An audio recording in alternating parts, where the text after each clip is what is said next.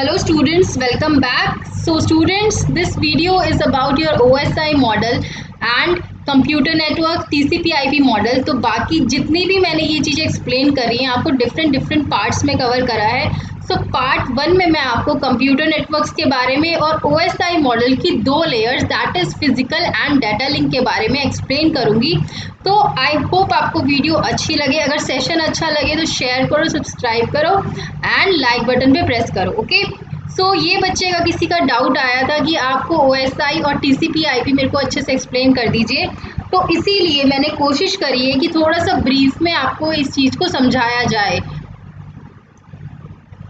आपका जो OSI model है ये हम कहाँ पर यूज़ करते हैं। अब जैसे आप कम्युनिकेशंस का पढ़ते हो, ठीक है, और आपका नेटवर्किंग का कंप्यूटर नेटवर्किंग है एंड योर कम्युनिकेशन, इसमें आपको OSI मॉडल को पढ़ना पड़ता है। OSI मॉडल की ज़रूरत पड़ती है किसमें? कंप्यूटर नेटवर्किंग में एंड कम्युनिकेशंस में। अब ये जो OSI मॉडल है इसकी फुल फॉर्म क्या है? आपकी फुल फॉर्म है इसकी ओपन सिस्टम इंटरकनेक्शन मॉडल। ये बनना स्टार्ट हुआ था 1978 में, ठीक है, 1976 में, और 1986 में ये बनकर पूरा तैयार हो चुका था। और आपसे ये पूछा जा सकता है कि ये जो है मॉडल इम्प्लीमेंट किया हुआ था? नहीं, ये OSI मॉडल एक रेफरेंस मॉडल था, इसकी इम्प्लीमेंटेशन नहीं हुई थी। It was a reference model. अब अगर आपसे पूछा जाए कि कौन सा मॉडल इम्प्लीमेंट हुआ था, तो TCP/IP मॉडल जो है ये था आपका इम्प्लीमेंट हुआ मॉडल। देन आपको पता है कि OSI मॉडल की कितनी लेयर्स होती हैं? We have 7 layers in our OSI model. कौन कौन सी? पहली आएगी आपकी physical, then data link, network, session, network transport, then comes your session, presentation and last layer application. अब ये लास्ट लेयर ज़रूरी नहीं है। अगर आप सेंडर साइड से देखोगे अपने OSI मॉडल को तो फर्स्ट लेयर होगी आपकी एप्लीकेशन, ठीक है, और अगर आप रिसीवर साइड से देखेंगे तो आपकी फर्स्ट लेयर होगी फिजिकल। अब ये हम आगे डिस्कस करेंगे कि हमने ये क्या बोला कि सेंडर में क्यों डिफरेंट और रिसीवर में क्यों डिफरेंट है, ठीक है। बाकी आपको ये याद रखना है कि एक शॉर्ट फॉर्म मैंने बनाई है, तो जिसकी हेल्प से आप इन सारी लेयर्स को 7 लेयर्स को लर्न कर सकते हैं। दिल पे मत लेना अगर किसी का नाम इससे जुड़ता है तो मैं पहले ही उसको सॉरी बोलती हूँ। तो आपका एक शॉर्ट फॉर्म है, जैसे अपर्णा, प्रेरणा, साक्षी, तीनों ने ड्रिंक पी या दारू पी या दूध पिया, ठीक है, डी से आप कुछ भी बना लो। Then Aparna stands for your application, PR stands for presentation, Sakshi का S stands for session, T है ये तीनों ने, T stand for transport, N stand for network, दारू, ड्रिंक, दूध, anything stands for data, and last is P stands for physical. अब आप बोलोगे कि यहाँ पर भी P है और यहाँ पर भी P है, तो हम कैसे पहचानेंगे हमारी फिजिकल और प्रेजेंटेशन लेयर कौन सी है? तो यहाँ पर आ गया आपका प्रेरणा, तो PR से है प्रेजेंटेशन, और यहाँ पर है PR, तो इट्स फॉर फिजिकल, ठीक है। I hope the things is clear. And now मैं आपको एक इंग्लिश में इसका शॉर्टकट बताती हूँ, आप कैसे याद कर सकते हो। जब भी आप क्लास में कभी कभार हल्ला गुल्ला मचाते थे, तो अगर पूरी क्लास शोर मचाती थी तो आपकी टीचर क्या बोलती थी? AU, all people stand up, stand up. अब हम इसके क्या लिखोगे? देखो, APSTND और P, कितना हो गया? 1 2 3 4 5 6 7, ऑल पीपल स्टैंड अप, ठीक है। आपकी टीचर ने बोला ये। अब ऑल से बन गया आपका एप्लीकेशन, P से बन गया आपका प्रेजेंटेशन। अब बात आई STAND UP स्टैंड अप। अब A जो है ये पहले वर्ड में से, जो आपका पहला ये वर्ड है, यहाँ से A काट दो तो स्टैंड में से A काट दो, और U काट दो आप नेक्स्ट वर्ड में से, तो बच गया कितना? STND और P. S stands for session, T for transportation, N for network, D for data link and P for presentation. Okay अब ये जो हमारा OSI मॉडल है उसको पढ़ने से पहले हमें ये जानना ज़रूरी है कि हमारा ये जो कंप्यूटर नेटवर्क है वो क्या होता है। तो डिस्कस करते हैं अपने कंप्यूटर नेटवर्क के बारे में। तो ये जो आपका कंप्यूटर नेटवर्क है ये काम क्या करता है, ये बेसिकली डिफरेंट कंप्यूटिंग डिवाइसेस को आपस में जोड़ता है, इसको कनेक्ट करता है आपस में।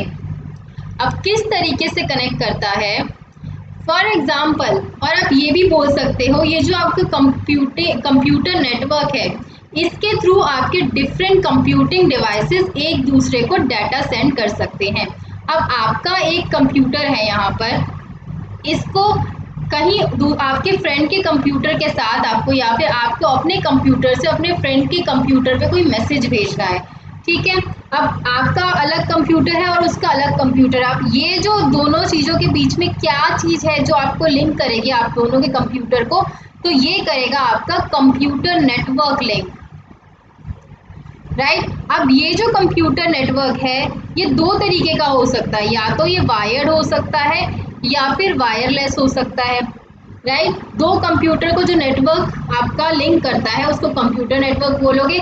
किस लिए यूज़ होता है आपका कंप्यूटर नेटवर्क, ताकि आपका एक कंप्यूटर दूसरे कंप्यूटर के ऊपर डाटा सेंड कर सके, सेंडर रिसीवर को डाटा सेंड कर सके या फिर रिसीवर से डाटा ले सके, राइट।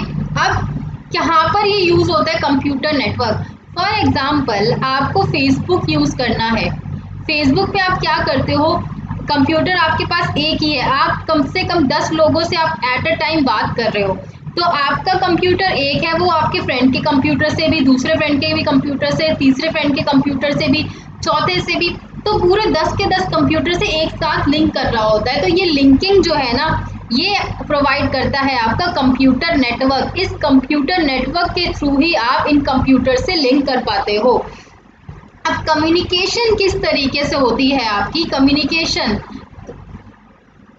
आपके पास एक सेंडर होता है और एक होता है आपके पास रिसीवर। सेंडर क्या करता है, सेंड करता है डाटा को, रिसीवर क्या करता है, डाटा को रिसीव करता है। सेंडर को आप M1 मान लो और रिसीवर को M2। M1 क्या है, आपकी मशीन 1, जो कि आपका कोई कंप्यूटर, लैपटॉप कुछ भी हो सकता है। सिमिलरली जो रिसीवर है M2 ये भी आपका कोई और कंप्यूटर या लैपटॉप वगैरह कुछ भी हो सकता है, राइट। अब ये जो सेंडर है क्या करता है, आपके डाटा को रिसीवर के पास जो है सेंड करेगा, ठीक है। सेंडर ने डाटा रिसीवर के पास सेंड कर दिया और रिसीवर ने डाटा लेके आपको जो भी अगर उसको कोई कम्युनिकेशन करनी है तो रिसीवर ने सेंडर के पास डाटा को सेंड कर दिया, या तो वायर्ड मीडियम से सेंड करेगा या वायरलेस मीडियम में। अब किस तरीके से ये काम करता है, देखो जैसे कि आप ही हो और आपको अपने फ्रेंड के साथ कम्युनिकेशन करनी है, ठीक है। ये तो हुई अपने कंप्यूटर की बात। अगर आप ही हो और यहाँ पर आप खड़े हो, यहाँ पर आपका फ्रेंड खड़ा है, आपको एक दूसरे से बात करनी है और आप बात कर रहे हो, ठीक है। जब तक आप इससे बात कर पा रहे हो, आपने कोई मैसेज सेंड करा और इसने सुना, ठीक है, तो ये हो गई आपकी कम्युनिकेशन और उसने रिप्लाई भी दिया, तो इसी को आप बोलोगे कम्युनिकेशन, ठीक है। अब जो ये डाटा ट्रांसफॉर्म हो रहा है, अब आप जो इंफॉर्मेशन दे रहे हो उसको कोई ना कोई मीडियम तो चाहिए ना, तो मीडियम हमारा क्या होता है, एयर। अब मान लो कि आप जो हो आप हरियाणवी हो, आपका फ्रेंड जो है गुजराती है, ठीक है। अब दोनों के बीच में कम्युनिकेशन होगी कैसे, देखिए अब आपने कोई चीज़ आप हरियाणवी में बोल दी, अब उसको ये तो पता चल रहा है कि आपने कुछ बोला है, लेकिन वो ये समझ तो नहीं पाएगा ना कि आपने बोला क्या। सिमिलरली अगर वो आपको गुजराती में कुछ बोलता है तो आपको ये पता है कि आपकी फ्रेंड ने कुछ बोल दिया है, पर आपको ये नहीं पता कि भाई गुजराती में उसने क्या बोल दिया।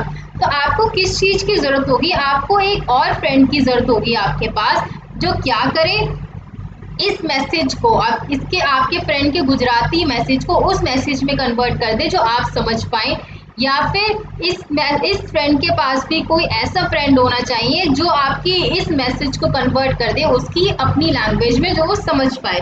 ठीक है, आपकी कम्युनिकेशन तब तक पॉसिबल नहीं होती। देखो, आपका एक मीडियम भी सेट हो जाता है, राइट, और एक लिंक भी बन जाता है, लेकिन अगर प्रॉपर जिसको हम कम्युनिकेशन बोलते हैं वो तभी हो पाएगी जब आपका डाटा भी ट्रांसफर हो रहा हो, प्लस आप दोनों एक दूसरे की भाषा को भी समझ पाओ, राइट। इसी तरीके से हमारा कंप्यूटर काम करता है। अब जैसे ये सेंडर है और एक ये रिसीवर है, M1 और M2 मशीन। अब हमारी ये जो मशीन्स हैं, इसने मान लो इसके पास मैक का ऑपरेटिंग सिस्टम है, इसके पास विंडोज़ का है, तो एक दूसरे की कम्युनिकेशन को ये समझेगा कैसे, है ना। तो इसके पास भी कुछ चीज़ होनी चाहिए ना। तो हमारे जो कंप्यूटर है, इसको मैं डिलीट करती हूँ, ये आपका कंप्यूटर 1 है, ये आपका कंप्यूटर 2 है, राइट। अब आपकी इस मशीन 1 के पास कोई ना कोई ऐसा प्रोटोकॉल होना चाहिए, प्रोटोकॉल, इस मशीन के पास कोई ऐसा प्रोटोकॉल होना चाहिए जो आपकी C2 से आते हुए जो भी डाटा C2 से कंप्यूटर दूसरे कंप्यूटर से आपके इस कंप्यूटर में आ रहा है, उसको ये उस फॉर्म में ट्रांसमिट कर दे आपकी कंप्यूटर 1 के पास जो ये समझ पाए, राइट। और सिमिलरली ये वाला जो आपका कंप्यूटर है C2 के पास भी कोई ऐसा प्रोटोकॉल होना चाहिए जो आपके C1 से डाटा जो आ रहा है उसको समझ के आपके C2 को समझा सके। ठीक है, अब ये प्रोटोकॉल्स होते क्या हैं? तो ये प्रोटोकॉल्स होते हैं आपके सेट ऑफ इंस्ट्रक्शंस जो हेल्प करती है। थोड़ा सा क्लियर रखती हूँ मैं। Protocols are set of instructions that helps your machine या फिर computer to communicate with another computer, machine या फिर आप सिस्टम भी बोल सकते हो। ये एक ऐसे सेट ऑफ इंस्ट्रक्शन है जो आपकी कंप्यूटर को हेल्प करते हैं दूसरे कंप्यूटर के साथ इंटरैक्ट करने में, ताकि इसकी लैंग्वेज जो है इसको समझ आ पाए और इसकी लैंग्वेज आपकी इस वाले कंप्यूटर को समझ आ पाए, राइट। और इसी को आप बोलोगे एक प्रॉपर कम्युनिकेशन, क्योंकि डाटा तो अगर आपने कंप्यूटर नेटवर्क है, आपका कंप्यूटर नेटवर्क है, तो इससे डाटा तो आपका ट्रांसफ़र हो जाएगा, लेकिन उस डाटा को समझेगा कैसे ये आपका कंप्यूटर? तो समझेगा ये इन प्रोटोकॉल्स की हेल्प से। तो हर कंप्यूटर के पास अपने अपने प्रोटोकॉल्स होते हैं जिसके थ्रू वो इस डाटा को समझेगा। अब दो केसेस बनते हैं, ठीक है। हमें पता है कि एक हमारा क्लाइंट है या फिर एक हमारा सेंडर होता है और एक हमारा रिसीवर होता है, ठीक है। अब हम दो केसेस इसमें डिस्कस करते हैं। कभी कभार क्या होता है कि हमारा ये जो सेंडर है और रिसीवर है एक ही कंप्यूटर में प्रेजेंट होते हैं, दोनों चीज़ें, मतलब एक ही मशीन में। अगर सेम मशीन में सेम कंप्यूटर में हमारे सेंडर और रिसीवर प्रेजेंट होते हैं, वो आपस में किस तरीके से कम्युनिकेट करते हैं। देखो, अब हम इस सेंडर को अगर हम कंप्यूटर लैंग्वेज में लिखे तो हम बोलते हैं इसको क्लाइंट और रिसीवर को बोलते हैं हम सर्वर, राइट। अब अगर क्या है आपका कि सेंडर और रिसीवर, क्लाइंट और सर्वर एक ही कंप्यूटर में मौजूद हैं, तो किस तरीके से आपकी कम्युनिकेशन होगी? ये मशीन कुछ भी हो सकती है, लैपटॉप भी हो सकता है, हम यहाँ पर कंप्यूटर का भी ले सकते हैं एग्जाम्पल, राइट। आपके पास एक कीबोर्ड है जो है आपका सेंडर, ठीक है। अब ये जो कीबोर्ड है आपका, जब आप इसको प्रेस करोगे तो क्या करेगा? ये सामने, जैसे आपने क्या करना है कि मान लो कीबोर्ड को प्रेस करते हो और कुछ टाइप करने के लिए, और आपको टाइप करवाना है यहाँ पर सिमरन। आपका सेंडर है ये मैसेज को सेंड कर देगा, रिसीवर मैसेज को रिसीव करके, रिसीवर कौन हुआ आपका? रिसीवर हुआ आपका मॉनिटर। ये मैसेजेस को रिसीव करके आपका यहाँ टाइप कर देगा मॉनिटर पे सिमरन। ठीक है, अब इस प्रोसेस में क्या होता है कि जब आप कीबोर्ड को प्रेस करते हो ना तो एक प्रोसेस जनरेट होता है। क्या होता है? एक प्रोसेस जनरेट होता है जो कि हेल्प कराता है इस सारी चीज को परफॉर्म करने में। ये प्रोसेस के थ्रू ही आपकी कीबोर्ड प्रेस होगी और जो जो आगे फंक्शंस होंगे वो इस प्रोसेस के बेसिस पे ही होंगे। अब सिमिलरली आपके कीबोर्ड ने प्रोसेस जनरेट किया और आपका रिसीवर भी प्रोसेस जनरेट कर देगा बाद में। प्रोसेस ऐसे कि वो जब वो टाइप कर देगा सिमरन तो वहां से भी एक प्रोसेस जनरेट हो जाएगा। ठीक है, अब जब ये क्लाइंट और सर्वर एक ही कंप्यूटर में प्रेजेंट होते हैं और एक दूसरे से इंटरैक्ट करते हैं विद इन कंप्यूटर, ठीक है, तो इसको क्या बोलते हो आप? Inter process communication. मतलब अगर आपके सेंडर और रिसीवर एक ही कंप्यूटर में एक ही मशीन में प्रेजेंट हो और एक दूसरे के साथ कम्युनिकेट करें, उसको बोलते हो आप इंटर प्रोसेस कम्युनिकेशन। अगर आपसे पूछा जाए कि ये इंटर प्रोसेस कम्युनिकेशन क्या है तो आप बोलोगे एक ही कंप्यूटर में जब आपके दोनों चीजें सेंडर भी और रिसीवर भी प्रेजेंट होते हैं तो आप उसको इंटर प्रोसेस कम्युनिकेशन बोलते हो, राइट। अब इस कम्युनिकेशन में आपको किसी प्रोटोकॉल की जरूरत तो नहीं पड़ी ना, किसी मॉडल की जरूरत तो नहीं पड़ी ना, कोई कंप्यूटर नेटवर्क की क्या इसमें कोई जरूरत पड़ी आपको अलग से? नहीं ना, क्योंकि सारा काम आपकी अपनी डिवाइस में हो रहा है। ठीक है, अपनी डिवाइस में ही काम हो रहा है ना आपका सारा, तो इसमें आपका कौन हेल्प करेगा? ऑपरेटिंग सिस्टम ये सारे फंक्शन परफॉर्म करेगा कि आपने कीबोर्ड में इंस्ट्रक्शन दिया, आपके लैपटॉप में आ गया, आपको कट कॉपी पेस्ट जो भी करना है ये आपका ऑपरेटिंग सिस्टम जो है परफॉर्म करेगा। और इस इंटर प्रोसेस कम्युनिकेशन को ऑपरेटिंग सिस्टम में क्या होते हैं? कर्नल्स, जो कि इसे क्या करेंगे? आपके डाटा को मैनेज करेंगे, आपके इस प्रोसेस इंटर प्रोसेस कम्युनिकेशन को मैनेज करेंगे, राइट। अब हम बात करते हैं कि अगर जो हमारा कंप्यूटर है वो अलग अलग सेंडर और रिसीवर दो अलग अलग चीज हो, मतलब सेंडर किसी अलग कंप्यूटर में हो और रिसीवर किसी अलग कंप्यूटर में हो, तो कैसे कम्युनिकेट करेंगे आपस में ये डिवाइसेस? देखिए, फॉर एग्जाम्पल हमारा ये क्लाइंट है और ये सर्वर है जहां से हम सेंड कर रहे हैं मैसेज, ये सेंडर है और सर्वर ये है हमारा रिसीवर। और ये आपका कहाँ पर है? मशीन 1 में, और ये है हमारा मशीन 2 में, M2। दो अलग अलग कंप्यूटर्स है, इसको आपस में क्या है? इन दोनों मशीन्स को आपस में कम्युनिकेशन करनी है, ठीक है। अब मान लो कि आप जो हो आप इंडिया में हो और जो दूसरा बंदा है वो ऑस्ट्रेलिया में बैठा है। अब इन दोनों के बीच में स्मूथली कम्युनिकेशन कराने के लिए हम चाहते हैं कि इन दोनों के बीच में कम्युनिकेशन वो एक स्मूथ कम्युनिकेशन हो जाए। जैसे हमने पहले पर देखा था कि विद इन एक ही कंप्यूटर में जब हमारी दोनों चीज सेंडर और रिसीवर प्रेजेंट थी तो क्या था? हमारा कम्युनिकेशन बहुत स्मूथ था और जल्दी जल्दी से हमने कीबोर्ड में डाटा की प्रेस करी और डिस्प्ले हो गया, है ना, जब एक ही कंप्यूटर में था। अब हमारे कंप्यूटर का यहाँ पर डिस्टेंस बहुत ज़्यादा बढ़ गया है और हम चाहते हैं कि कम्युनिकेशन अच्छे से हो जाए, स्मूथली हो जाए, तो यहाँ पर हमें ज़रूरत पड़ेगी किसकी? कंप्यूटर नेटवर्क की। ठीक है, इसी कंप्यूटर नेटवर्क की वजह से आप क्या करते हो? एक दूसरे को मैसेज भेज पाते हो। यहाँ पर आप बैठे हो और आप जाके ऑस्ट्रेलिया में भी किसी से चैट कर सकते हो। और आपने क्या देखा है कि ये कंप्यूटर नेटवर्क आपको एक ऐसा इन्वायरमेंट देता है कि बहुत ही स्मूथली ये हर चीज़ फंक्शन हो जाती है। फॉर एग्जाम्पल, आप फेसबुक खोलते हो इंडिया में और आपका जो फ्रेंड है वो ऑस्ट्रेलिया में आपसे बात कर रहा है। अब आपने देखा, आपने उसको कोई भी मैसेज भेजा तो विद इन सेकेंड्स उसका रिप्लाई आ जाएगा। तो ये जो प्रोसेस है ना, ये कौन करवा रहा है? ये कंप्यूटर नेटवर्क से होता है आपका, ठीक है। ये नेटवर्क आपका वायर कनेक्शन जो होता है ये वायर्ड भी हो सकता है और वायरलेस भी हो सकता है। आई होप आपको क्लियर हो गया होगा।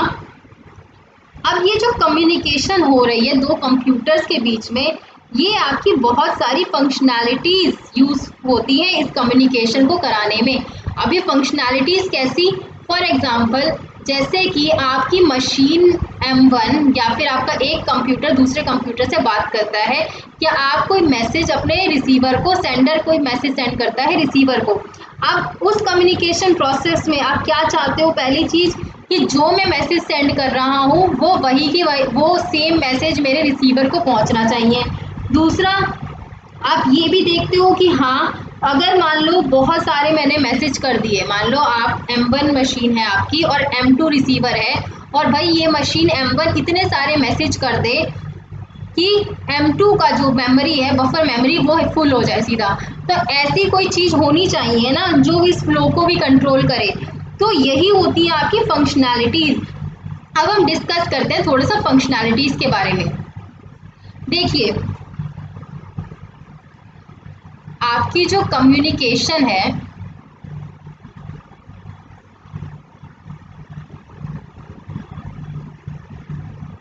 वो बहुत सारी फंक्शनैलिटी यूज करते हैं। इट यूजेस मैनी फंक्शनैलिटीज, मतलब जिस बेसिस पे, जिस प्रोसेस से कम्युनिकेशन होती है आपकी, होनी चाहिए जिस प्रोसेस के थ्रू। अब कौन कौन से होती है, एक तो होती है आपकी मैंडेटरी फंक्शनैलिटी, एंड आपकी होती है दूसरी ऑप्शनल फंक्शनैलिटी।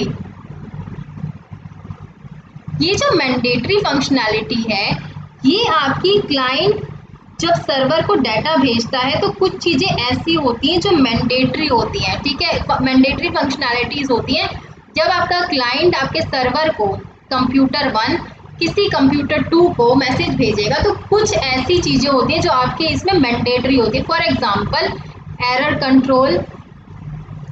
एरर कंट्रोल का मतलब क्या होता है कि इसमें ये होता है कि अगर जो आप रिसीवर को मैसेज भेजते हो वो सेम मैसेज है या नहीं, कोई ऐसी चीज़ जो इस चीज़ को चेक करे कि आपने जो डाटा C1 से C2 को भेजा वो सेम है, और C2 से C1 के पास आ रहा है वो सेम डाटा है या नहीं, वो आपका कौन देखेगा, error control functionality. Then flow control. अब फ्लो कंट्रोल क्या चेक करेगा, मान लो आपका C1 जो है वो बहुत तेज़ी से आपका जो है डाटा भेज रहा है, ठीक है। अब इसने इतना ज़्यादा डाटा भेज दिया कि आपकी जो C2 है इसकी मेमोरी ही फुल हो गई। तो उस टाइम पे कोई ऐसी चीज़ होनी चाहिए जो इस डाटा के फ्लो कंट्रोल को भी चेक कर सके, जिसको हम बोलते हैं मैंडेटरी, फ्लो कंट्रोल फंक्शनैलिटी, ठीक है। जैसे आपको खुद भी पता है, आप व्हाट्सएप वगैरह यूज़ करते हो, आप सडनली आपके व्हाट्सएप पे एकदम बहुत सारे कोई मैसेज भेजते हैं और आपकी क्या हो जाती है, फिर मेमोरी फुल, आपको कुछ मैसेज डिलीट करने पड़ते हैं, जब ही जाके आप जो ऊपर वाला मैसेज आया, नया मैसेज आया, उसको पढ़ सकते हो, है ना। तो इसी चीज़ को प्रिवेंट करने के लिए कि भाई कोई भी ऐसा कंप्यूटर की बाई चांस कोई इतना ज़्यादा मैसेज ना भेजते दूसरे उसके पास, फ्लो को कंट्रोल करता है आपका फ्लो कंट्रोल फंक्शनैलिटी। तीसरी चीज़ जो है आपकी होती है मल्टीप्लेक्सिंग और डीमल्टीप्लेक्सिंग। अब मल्टीप्लेक्सिंग और डीमल्टीप्लेक्सिंग क्या है, फॉर एग्जांपल चैनल आपके पास एक ही है, आपके पास सेंडर बहुत सारे हैं, ठीक है, एक ही टाइम पे डिफरेंट सेंडर्स आपको मैसेज सेंड कर रहे हैं। अब एक ही चैनल से उनको मैसेज को पास करना है, तो ये मल्टीप्लेक्सिंग जो मक्स है आपका, ये क्या करेगा, ये इन सारे चैनल को कंबाइन करके जो इनका अलॉटेड टाइम है, मान लो इस पहले हम ये चाहता है कि ये वाला मैसेज ट्रांसमिट हो, तो पहले इस मैसेज को ट्रांसमिट कराएगा, फिर इस मैसेज को ट्रांसमिट कराएगा, फिर तीसरे मैसेज को। तो ये सब भी होना चाहिए। फॉर एग्जांपल कि आपके पास कितने सारे यूज़र जो हैं वो मैसेज करते हैं, तो ये डिसाइड करता है कि कौन से यूज़र का मैसेज आपको पहले दिखेगा, उसके बाद कौन से यूज़र का दिखेगा, क्योंकि आपको पता है ये लाइन तो एक ही है, चैनल एक ही है, और आप मीडियम भी जहाँ पर आपका रिसीवर है वो भी एक है। तो इस रिसीवर के पास जब बहुत सारे सेंडर एक टाइम पे मैसेज करेंगे, तो इस मक्स का काम होगा कि बारी बारी से इनको एक एक करके भेजे, क्योंकि सेम चैनल यूज़ करते हैं। सिमिलरली डीमल्टीप्लेक्सर यूज़ होता है। अब एक उस पे आ गया, ये हमारे कंबाइंड चैनल सिग्नल्स आ गए एक उस चैनल पे, अब इसी कंबाइंड सिग्नल को वापस अपने ओरिजिनल सिग्नल की फॉर्म में जो कन्वर्ट करता है वो करता है आपका डीमक्स। ठीक है, अब ऐसे जितनी भी फंक्शनैलिटीज होती है अराउंड 70 to 75 ऐसी फंक्शनैलिटीज होती हैं जब आपके कम्युनिकेशन में यूज होती है, जब आपकी दो डिवाइसेस आपस में कम्युनिकेट करती हैं। ठीक है, दो डिवाइसेस या दो कंप्यूटर्स आपस में जब कम्युनिकेट करेंगे। अब ऑप्शनल फंक्शनैलिटीज में कौन कौन सी फंक्शनैलिटीज आ जाएंगी, जैसे एनक्रिप्शन और डिक्रिप्शन। अब ये एनक्रिप्शन और डिक्रिप्शन क्या है? फॉर एग्जाम्पल कि किसी सेंडर ने जो है अपना डाटा को सेंड करा। ठीक है, यहाँ पर सेंडर है कंप्यूटर 1 मानो इसको, ये रिसीवर है कंप्यूटर 2। इस सेंडर ने डाटा सेंड करा रिसीवर के पास और ये सेंडर नहीं चाहता कि बीच में कोई भी थर्ड पार्टी इस डाटा को पढ़ ले, तो ये क्या करेगा, अपनी साइड से अपने डाटा को एनक्रिप्ट करा देगा, मतलब उसको एक कोडेड फॉर्म में लिख देगा, जो कोडेड फॉर्म सिर्फ आपका रिसीवर ही पढ़ पाएगा। ठीक है, आजकल आपको पता है कि ये जो इंटरनेट है ये है आपका ओपन सिस्टम, इसको कोई भी एक्सेस कर सकता है। ओपन सिस्टम का मतलब है इस सिस्टम को कोई भी एक्सेस कर सकता है और आपकी ये जो कम्युनिकेशन होती है कभी भी सेफ इतनी नहीं होती, ये सेफ जो हो, ठीक है, तो आपकी कम्युनिकेशन को कोई थर्ड पार्टी ना देख ले। आपको भी पता है जो आपका डाटा सेंड होता है वो पैकेट्स की फॉर्म में होता है, तो कोई थर्ड पार्टी आपके पैकेट्स को ना चुरा ले, कुछ ऐसी इंफॉर्मेशन ना लीक कर दे। तो इसी चीज़ को बचाने के लिए हमारी क्या होती है कम्युनिकेशन में एनक्रिप्टिंग। अब ये एनक्रिप्टिंग कैसे होती है? फॉर एग्जांपल आपको डाटा सेंड करना है 00100, अब एनक्रिप्ट कर दो, मान लो इस पर आपने कोडिंग कर दी 01 की, अब आगे जो डाटा भेजा आपने 0010001 करके भेजा। ठीक है, अब ओरिजिनल डाटा तो आपका ये था, थर्ड पार्टी को अगर देख भी लेगी तो थर्ड पार्टी को दिखेगा ये डाटा और वो एनक्रिप्ट नहीं कर पाएगा। अब जो यहाँ पर आपके रिसीवर पे डिस्क्रिप्टर आपका जो लगा होगा ये क्या करेगा, इस डाटा को डिस्क्रिप्ट कर लेगा, अपनी ओरिजिनल फॉर्म में लाके यहाँ पर रिसीवर को दे देगा। तो आई होप आपको समझ में आया होगा कि जब आप कम्युनिकेशन करते हो एक पीसी से दूसरे पीसी में या फिर एक डिवाइस से दूसरे डिवाइस पे कोई भी मैसेज सेंड करते हो तो कितनी सारी चीज़ें उसमें अप्लाई करते हैं हम। ठीक है, अब ये जो एनक्रिप्शन डिक्रिप्शन है आपके बेसिकली कहाँ पर यूज़ होती है, ये होती है आपकी बैंक्स वगैरह में या फिर जहाँ भी आपका मनी ट्रांसफ़र करनी होती है तब यहाँ पर ये एनक्रिप्शन सिस्टम यूज़ होता है। क्योंकि आपको भी पता है जब भी आप कोई मनी ट्रांसफ़र करोगे तो आप वहाँ पर अपना अकाउंट नंबर भी दोगे, अपनी पिन पासवर्ड ये सब डालना पड़ता है आपको, तो आप नहीं चाहोगे कि जो थर्ड पार्टी है आपके डाटा को एक्सेस करे, क्योंकि आपने यहाँ से सब कुछ, मान लो आपने कोई पेमेंट करी है अमेज़ॉन पे, पेमेंट हो गई, अब वो डाटा ट्रांसफ़र भी तो करेगा ना, फिर आपके बैंक से जाके पैसे कटेंगे और फिर वो कहाँ पर जाएगा, उस बैंक से पैसे कट के आपके जो दूसरा जहाँ पर आपने पेमेंट करी है अमेज़ॉन वालों को वहाँ जाएगा। कितना लंबा प्रोसेस है डाटा ट्रांसफ़र का। तो इस बीच में जब आपका डाटा ट्रांसफ़र होता है उस बीच में कोई भी आपका हैकर इस चीज़ को हैक करके आपका अकाउंट नंबर वगैरह जान सकता है और पैसे निकाल सकता है, तो यहाँ पर आपकी एनक्रिप्शन यूज़ होती है, राइट। अब इन सारी फंक्शनैलिटीज़ को इन्होंने जो पुराने टाइम में जब ये OSI मॉडल बना, एक मॉडल पे इम्प्लीमेंट कर दिया गया। ठीक है, इन्होंने एक मॉडल को फिक्स कर दिया कि भाई मेरे डिवाइस को अगर कोई डाटा सेंड करता है या फिर मेरे डिवाइस के बीच में या किसी और डिवाइस के बीच में कोई कम्युनिकेशन होती है तो वो इस मॉडल के बेसिस पे ही होगी। तो वो मॉडल था आपका OSI मॉडल। अब ये जो हमने फंक्शनैलिटीज़ पढ़ी है ना, error control, flow control, multiplexing, मतलब मैंडेटरी फंक्शनैलिटी और ऑपरेशनल फंक्शनैलिटीज़ और इनके पार्ट, ये सब एक मॉडल जो था आपका OSI मॉडल, इसके ऊपर कर दी गई इम्प्लीमेंट। ठीक है, आई होप आपको समझ आ गया होगा, ये सारी फंक्शनैलिटीज इसके ऊपर फिक्स हो गई। अब आपको कौन कौन सी लेयर है, physical, data link, network, transport, session, presentation और एप्लीकेशन। डाटा लिंक लेयर का अलग काम होगा, नेटवर्क लेयर का अलग काम होगा आपका। तो मतलब जो जो ये फंक्शनैलिटीज़ हैं हर लेयर कोई ना कोई ये वाली फंक्शनैलिटीज़ परफॉर्म करेगी, तभी आपका वो कम्युनिकेशन हो पाएगा, राइट। अब हम देखते हैं कि हमारा OSI मॉडल जो है वो किस तरीके से यूज़ होता है। देखिए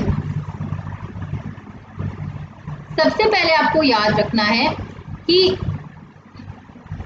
अब मैंने क्या कहा कि मेरे पास एक मॉडल है, ठीक है। ये सारे मॉडल, ये सारे जो प्रोटोकॉल्स थे, जो मैंडेटरी फंक्शंस थे, ये सारे प्रोटोकॉल्स OSI मॉडल पे होते हैं और इन्हीं प्रोटोकॉल्स को फॉलो करने के बाद जो आपकी मशीन होगी तो कोई भी मैसेज आपकी मशीन पे आएगा या जाएगा, ठीक है। ये आपका कंप्यूटर है, कोई भी मैसेज अगर आपके कंप्यूटर के पास आता है या फिर आपके कंप्यूटर से जाता है तो ये OSI मॉडल के थ्रू होके जाएगा। ये एक रेफरेंस मॉडल है, ठीक है। अब इस OSI मॉडल के थ्रू होके ये जाएगा और इसके ऊपर जो प्रोटोकॉल्स हैं उनसे गुजर के बाद फिर आपकी कोई भी कम्युनिकेशन हो पाएगी, राइट। अब हमने क्या देखा कि अगर आपकी सेंडर साइड है, सेंडर साइड, और यहाँ पर आपका रिसीवर है, दोनों इस OSI मॉडल के बेसिस पे ही अपनी इंफॉर्मेशन को सेंड करेंगे। अब जो ये सेंडर है, नीचे वाली लेयर कौन सी होती है आपकी? फिजिकल। यहाँ पर कौन सी? फिजिकल, ठीक है। ऊपर कौन सी आती है आपकी? एप्लीकेशन। एप्लीकेशन। अब क्या आपको याद रखना है कि जो अब आप सेंडर साइड पे हो, मतलब अगर आपको डाटा सेंड करना है तो आप कौन सी लेयर के साथ इंटरैक्ट करोगे? तो आप एप्लीकेशन लेयर के साथ इंटरैक्ट करोगे, ठीक है।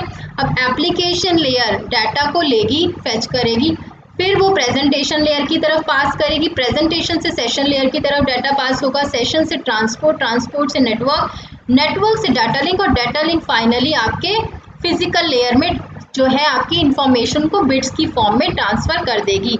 अब ये जो फिजिकल लेयर है, अब अगर आपसे पूछा जाए, अगर आप सेंडर हो तो और OSI मॉडल के ऊपर OSI मॉडल से आप अपने मैसेज को भेजते हो तो आपकी लास्ट लेयर कौन सी होगी? तो अगर सेंडर की साइड से हो तो OSI मॉडल में फिजिकल लेयर आपकी लास्ट लेयर होगी, ठीक है। क्योंकि और फर्स्ट लेयर होगी आपकी एप्लीकेशन, क्योंकि सेंड करते टाइम हम एप्लीकेशन लेयर के थ्रू डाटा को सेंड करेंगे, फैच करेंगे। फिजिकल लेयर क्या करेगी? आपकी डाटा को सेंड कर देगी कहाँ पर? दूसरे नेटवर्क पे, दूसरे कंप्यूटर नेटवर्क पे। और वो क्या करेगा? अब वो जब कंप्यूटर आपके डाटा को रिसीव करेगा तो सबसे पहली कौन सी लेयर पे ये डाटा रिसीव होगा आपका? उसके OSI मॉडल की फिजिकल लेयर पे, ठीक है। अब अगर आप रिसीवर साइड पे हो तो फर्स्ट लेयर आपकी कौन सी होती है? फिजिकल लेयर, और सेंडर साइड पे फर्स्ट लेयर होगी एप्लीकेशन। आई होप आपको समझ आ गया होगा ये। चलिए अब बात करते हैं हम फिजिकल लेयर की और इसकी वर्किंग की कि किस किस तरीके से काम करती है। तो देखो, फिजिकल लेयर जो है, जब हमारा डाटा सारे लेयर्स को क्रॉस करके आ जाता है तो ये बिट्स की फॉर्म में क्या करेगा? सेंड करेगा, और रिसीवर का फिजिकल लेयर आपके डाटा को इन बिट्स फॉर्म में लेगा, ठीक है। अब ये लेयर जो है डिजिटल बिट्स को, ये जो आपकी फिजिकल लेयर है ये आपकी डिजिटल बिट्स, मतलब ऊपर से डाटा लिंक लेयर होती है आपकी, डाटा लिंक लेयर क्या करके देगी? आपको बिट्स की फॉर्म में फिजिकल लेयर को डाटा दे देगी, बिट्स की फॉर्म में, मतलब इस तरीके से, ठीक है। और यहाँ पर डाटा लिंक क्या होता है? ये फ्रेम के फॉर्म में बन जाता है आपका डाटा, और फिर ये फैच करती है फिजिकल लेयर को, ठीक है। अब ये फिजिकल लेयर अब ये डिजिटल बिट्स को किस में कन्वर्ट कर देगी? आपकी या तो इलेक्ट्रिकल, रेडियो, ऑप्टिकल सिग्नल्स में, ठीक है। फिजिकल लेयर के पास डाटा था आपका बाइनरी में, डिजिटल बिट्स में, इसने आपका डाटा को सेंड कर दिया या तो इलेक्ट्रिकल फॉर्म में या रेडियो फॉर्म में, रेडियो वेव्स की फॉर्म में, या फिर ऑप्टिकल वेव्स की फॉर्म में डाटा को सेंड कर दिया। अब जहाँ पर रिसीवर है आपका, जो दूसरा कंप्यूटर इससे कम्युनिकेट कर रहा है, उसकी जो फिजिकल लेयर है वो इन सारे क्या करेगी? इलेक्ट्रिकल, रेडियो या ऑप्टिकल सिग्नल जो आपके आ रहे हैं उसको कन्वर्ट कर देगी आपका किस में? डिजिटल बिट्स में। और डिजिटल बिट्स में कन्वर्ट करने के बाद ये physical layer in digital bits को ट्रांसफ़र कर देगी आपके डाटा लिंक लेयर के पास, ठीक है। समझ आ गया अब कि क्या काम होता है आपकी फिजिकल लेयर का? अब जो हार्डवेयर डिवाइसेस होते हैं वो आपकी फिजिकल लेयर के साथ कनेक्टेड होते हैं, ठीक है। तो ये फिजिकल लेयर किस चीज़ से डील करती है? आपके हार्डवेयर डिवाइसेस, फॉर एग्जाम्पल आपको यहाँ से कोई डाटा, आपको कोई भी चीज़ जैसे पोर्ट्स वगैरह होते हैं ना कि यूएसबी केबल्स वगैरह, यहाँ से आपको डाटा लेना है तो फिजिकल लेयर से डाटा लेके आप यहाँ पर लोगे, ठीक है, इसकी फिजिकल लेयर पे दूसरे कंप्यूटर की। आई होप आपको समझ आ गया होगा। तो हार्डवेयर डिवाइसेस भी आपकी फिजिकल लेयर पे कनेक्ट होते हैं। दूसरा, हम इस लेयर को डाटा से, ठीक है, इस लेयर से डाटा को केबल या फिर कनेक्शनलेस मीडियम से ट्रैवल करवाते हैं, जैसे ऑप्टिकल केबल्स, लाइट सिग्नल्स होते हैं। मतलब क्या है, ये क्या है कि हमारा जो डाटा है ना, ये फिजिकल लेयर से एक मीडियम से, मतलब एक इसको मीडियम चाहिए होगा, तो वो मीडियम कुछ भी हो सकता है, वो वायर्ड मीडियम भी हो सकता है, मतलब केबल्स वगैरह के थ्रू भी जो है ट्रांसफ़र हो सकता है, ऑप्टिकल केबल्स वगैरह के थ्रू जो होते हैं ना आपका डाटा ट्रांसफ़र हो सकता है, या फिर कोई ऐसी डिवाइस, इलेक्ट्रॉनिक डिवाइस हो उसके थ्रू भी आपका डाटा ट्रांसफ़र हो सकता है। ओके, तो या फिर कोई ये डाटा ट्रांसफ़र आपका कनेक्शनलेस भी हो सकता है, ठीक है। देन इस लेयर पे आपकी टोपोलॉजीज भी डिफाइन होती हैं। तो ये टोपोलॉजीज क्या है, जैसे कि आपकी एक नेटवर्क है और उसके साथ में डिफरेंट कंप्यूटर सिस्टम्स आपके कनेक्टेड हैं, ठीक है। तो जैसे आपने पढ़ी होगी स्टार, बस, मैश, हाइब्रिड।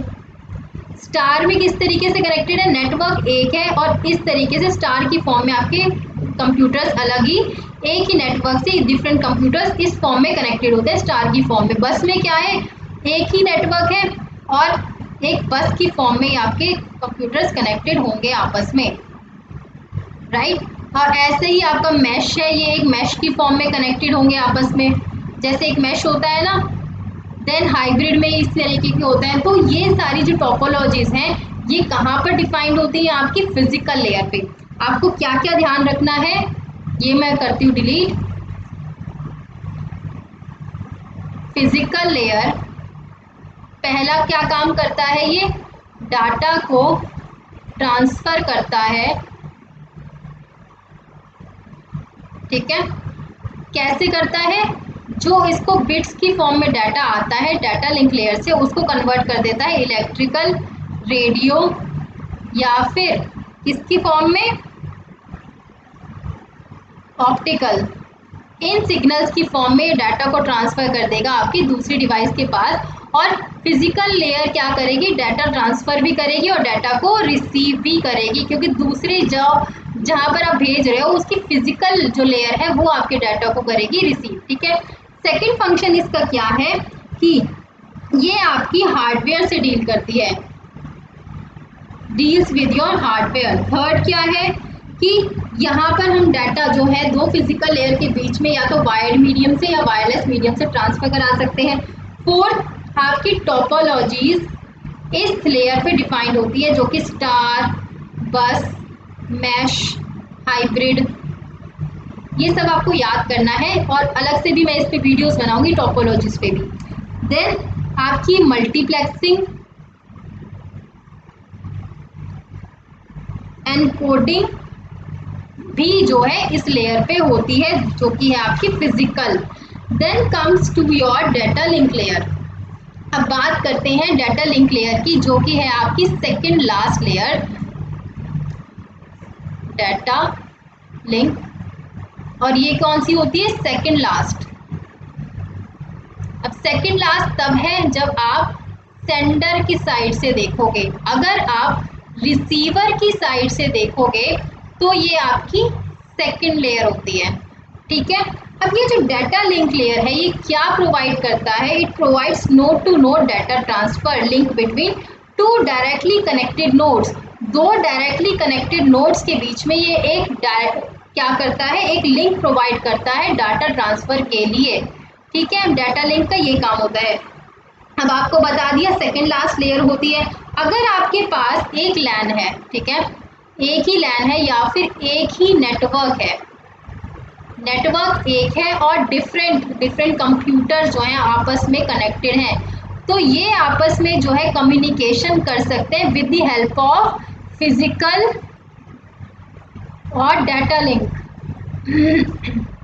सिर्फ इन दो लेयर्स की हेल्प से ही एक अगर कनेक्शन आपके पास एक है और उससे डिफरेंट डिफरेंट कंप्यूटर्स कनेक्टेड है तो सिर्फ इन 2 लेयर्स से ही कम्युनिकेशन इन डिवाइसेस के बीच में पॉसिबल हो जाएगी। ठीक है, ऊपर की लेयर्स की आपको ज़रूरत नहीं पड़ेगी, तो ये भी आपको याद रखना है। देन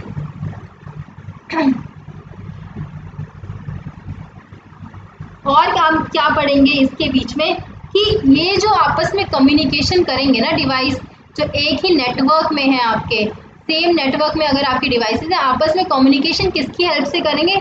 या तो मैक एड्रेस या फिर फिजिकल एड्रेस, इनको एक दूसरे का पता होना चाहिए, तब एक दूसरे से कर सकते हैं कम्युनिकेट। ठीक है, कोई भी कम्युनिकेशन अगर इनको आपस में एस्टैब्लिश करनी है और एक ही नेटवर्क से कनेक्टेड है तो इन 2 चीज़ों की इनको रिक्वायरमेंट होगी। अब ये लेयर क्या करती है? अपने प्रोटोकॉल्स को डिफाइन करती है टू एस्टैब्लिश या terminate connection between 2 physically connected devices. क्या करते हैं ये आपके प्रोटोकॉल्स? ये फ्लो के कंट्रोल को 2 डिवाइसेस के बीच में कंट्रोल करेंगे। अब कैसे करेंगे वो हम एक डायग्राम की हेल्प से समझते हैं। ओके, देखिए यहाँ पर हम बात कर रहे हैं यहाँ पर डाटा लिंक की। कौन कौन सी लेयर के बीच में होती है डाटा लिंक लेयर? एक तो आपकी नेटवर्क और फिजिकल, इन दोनों के बीच में होती है आपकी डाटा लिंक लेयर। अब एक डायग्राम से समझने की कोशिश करते हैं कि हमारी कम्युनिकेशन किस तरीके से होती है और ये OSI मॉडल की डाटा लिंक लेयर क्या काम करती है। चलिए, यहाँ पर आपका एक नेटवर्क है जिसके साथ आपके 5 कंप्यूटर्स जुड़े हैं, C1, C2, C3, C4 and C5। ठीक है, ये एक कम्युनिकेशन लिंक है और ये है आपके नोड्स N1, N2 और N3। ठीक है, ये नोड कनेक्टेड है आपके दूसरे एक नेटवर्क से।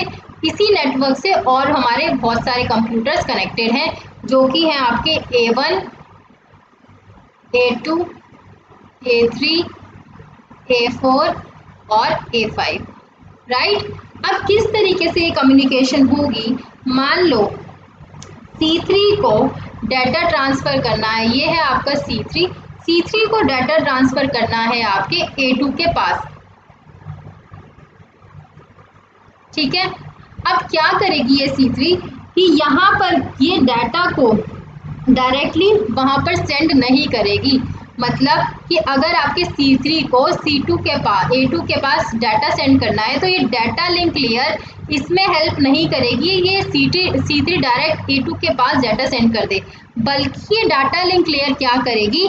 ये आपके C3 को हेल्प करेगी अपने पास वाला जो भी नोड है उसको पहचानने में कि ये जो डाटा है सबसे पहले N1 को ट्रांसफ़र कराएगी। ठीक है, डाटा लिंक लेयर का काम क्या होता है? ये आपका क्या है? सेंडर, और ये क्या है आपका? रिसीवर। डाटा लिंक लेयर कभी भी सेंडर और रिसीवर के बीच में डायरेक्टली काम नहीं करती, ये आपकी नोड्स पे काम करती है। ठीक है, और यहाँ पर आपकी नोड टू नोड कम्युनिकेशन होती है इस डाटा लिंक लेयर पे, या आप कह सकते हो हॉप टू हॉप। अब क्या करेगी ये डाटा लिंक लेयर कि आपके C3 को A2 से कनेक्ट करना है तो C3 को ये आपकी नोड एक डिफाइन कर देगी डाटा लिंक लेयर कि उस नोड पे पहले आपका डाटा आएगा। फिर ये क्या करेगी डाटा लिंक लेयर आपकी नोड को, अब N1 भी अलग अलग जगह से कनेक्टेड होगा, ये डाटा लिंक लेयर आपको बताएगी कि अब इसको नेक्स्ट जो है कनेक्ट करना है N2 से, फिर नेक्स्ट ट्रांसफ़र होगा आपका डाटा N3 के ऊपर, और इस तरीके से ये डाटा ट्रांसफ़र का प्रोसेस आपकी डाटा लिंक लेयर कराती है। आपको याद रखना है कि ये जो डाटा लिंक लेयर है ये आपके किसको कंट्रोल करती है? इस वाली हॉपिंग को। ठीक है, ये जो आपका नोड टू नोड कम्युनिकेशन है ये उसको देखती है, ना कि सेंडर टू रिसीवर की कम्युनिकेशन को। आई होप आपको चीज़ें क्लियर हो गई होंगी। अब ये जो IEEE 802 आपने सुना होगा, ये डाटा लिंक लेयर को 2 लेयर्स में डिवाइड कर देता है, एक तो मैक लेयर और एक लॉजिकल कंट्रोल लेयर। ठीक है, तो अब पहली रिस्पॉन्सिबिलिटी हमने डाटा लिंक लेयर की पढ़ ली। क्या पढ़ी? Node to node transfer.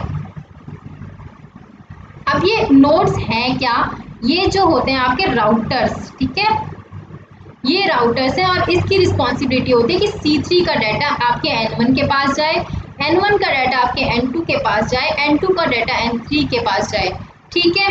अगर जो आपकी नेटवर्क लेयर है, नेटवर्क लेयर, इसकी रिस्पॉन्सिबिलिटी होती है सेंडर टू रिसीवर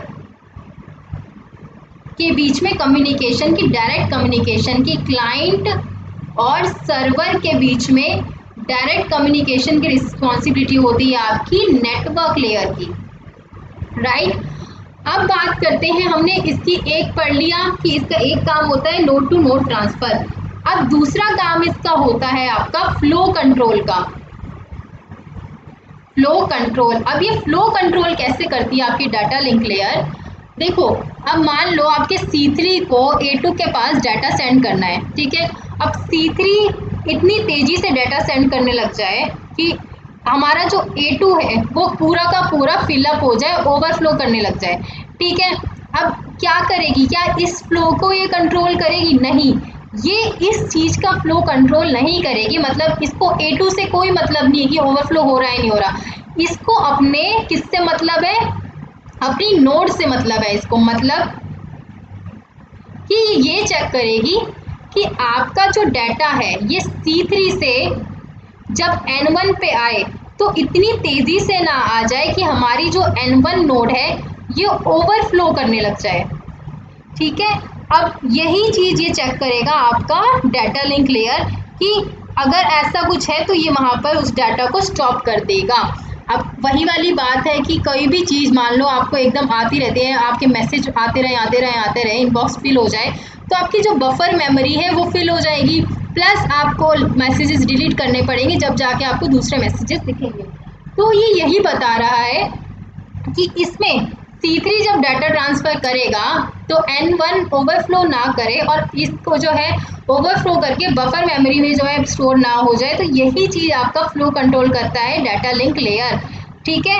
ये करेगा आपके नोड्स के ऊपर फ्लो कंट्रोल, ना कि आपके क्लाइंट और सर्वर के बीच में फ्लो कंट्रोल। मतलब सर्वर का फ्लो कंट्रोल नहीं करेगा, आपके रिसीवर का नहीं। ये सिर्फ अपनी नोड्स के लिए रिस्पॉन्सिबल है कि मेरी नोड्स के ऊपर ओवरफ्लो नहीं होना चाहिए।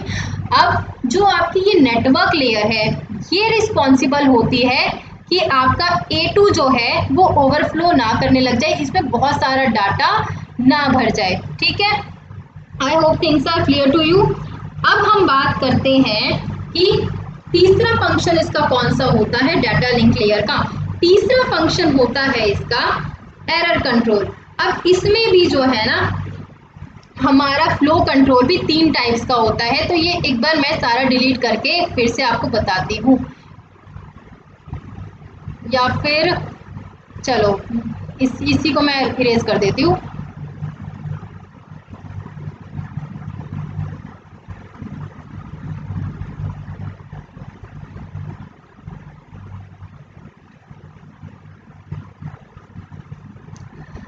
पहला फंक्शन हमने क्या पढ़ा इसका?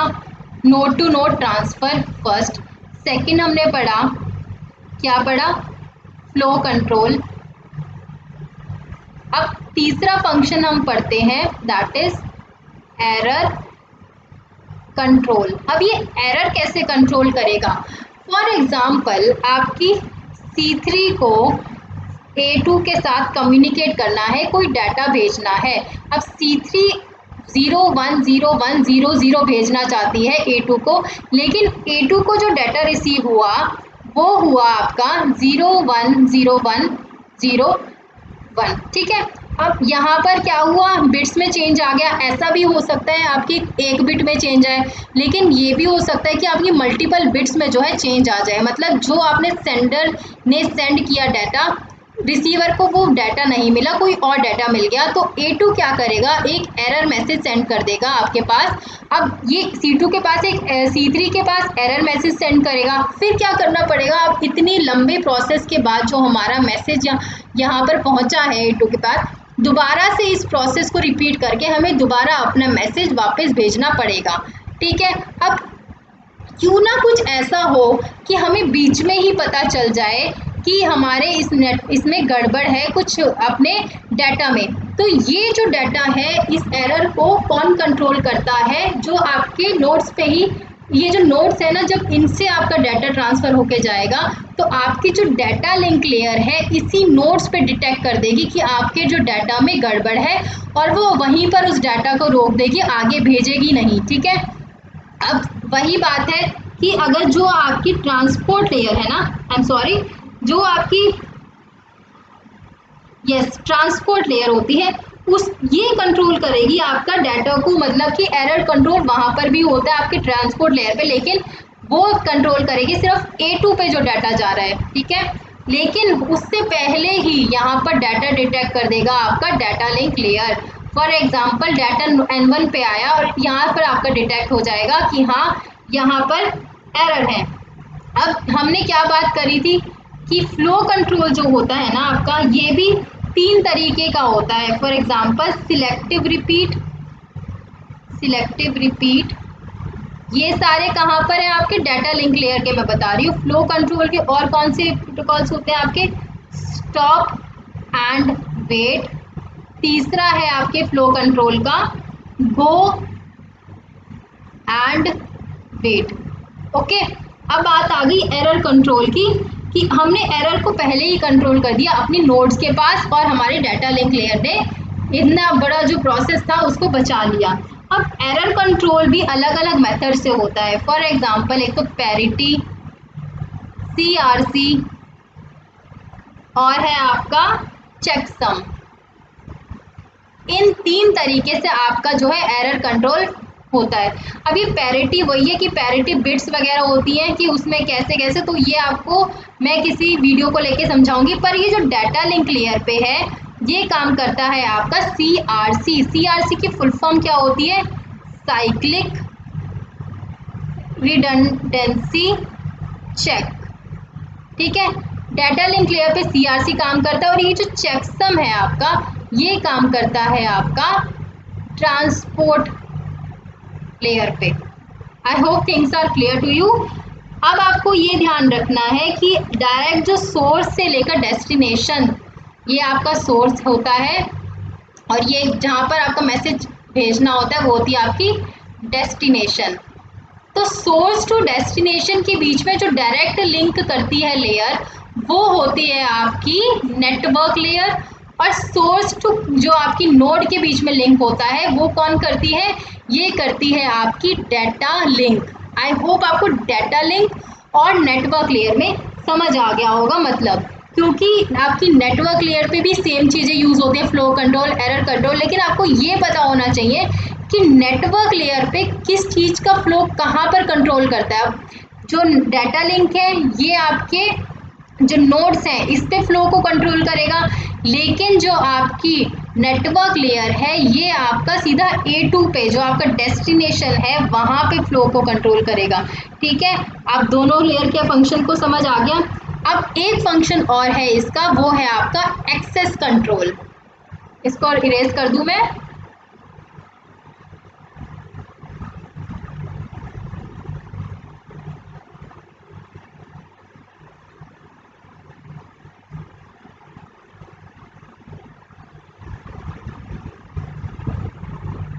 चौथा फंक्शन है इसका एक्सेस कंट्रोल। अब एक्सेस कंट्रोल का मतलब क्या होता है आपका? मान लो ये आपका एक नेटवर्क है और इससे आपके ये 5 कंप्यूटर्स कनेक्टेड हैं। ठीक है, हमने यहाँ ये नेटवर्क बना दिया, 1 2 3 4 5, ये सारे कंप्यूटर्स आपस में कनेक्टेड है, C1 C2 C3 C4 और C5। अब आपस में मान लो C5 C4 और C3 को C1 के पास डाटा सेंड करना है, आपस में इनको कम्युनिकेशन करनी है। तो C5 भी डाटा सेंड कर देगा एक टाइम पे, C4 भी उस टाइम पे डाटा सेंड कर देगा, अब C3 भी। अब रिसीवर हमारा एक है, डाटा हर तरफ से आ रहा है, तो ये क्या करेगा आपका एक्सेस कंट्रोल, ये आपके इतने सारे एक्सेस को कंट्रोल कर देगा और टर्न वाइज जो है आपका डाटा को भेजेगा, ठीक है, टर्न बाय टर्न, कि पहले C4 का डाटा आए, फिर C3 का डाटा आए, फिर C5 का डाटा आए। ये एक्सेस कंट्रोल ये काम करेगा आपका, ठीक है, और ये होगा आपका विद इन सिंगल नेटवर्क पे। अब ये जो एक्सेस कंट्रोल है ये कितने मेथड से होता है आपका, ये आपका CSMA CD से होता है, ठीक है, अलोहा, ये सब आपको टर्म्स अच्छे से याद करनी है, CSMA CD अलोहा। उससे पहले मैंने आपको जितनी भी टर्म्स कराई हैं, चेकसम, CRC, पैरिटी, तो अगर आप चाहोगे तो इस पर वीडियो भी बन जाएगी, बट इनको अच्छे से आपको लर्न करना। अलोहा में भी pure Aloha and slotted Aloha ये यूज़ होते हैं आपके एक्सेस कंट्रोल के लिए। और क्या होता है, टोकन रिंग्स वगैरह मेथड होता है, ये सब भी आपका एक्सेस कंट्रोल करता है। तो ये 4 फंक्शंस हैं जो आपकी डाटा लिंक लेयर परफॉर्म करती है आपके जब कोई भी चीज़ कम्युनिकेशन के मेथड में। आई होप समझ में आ गया होगा।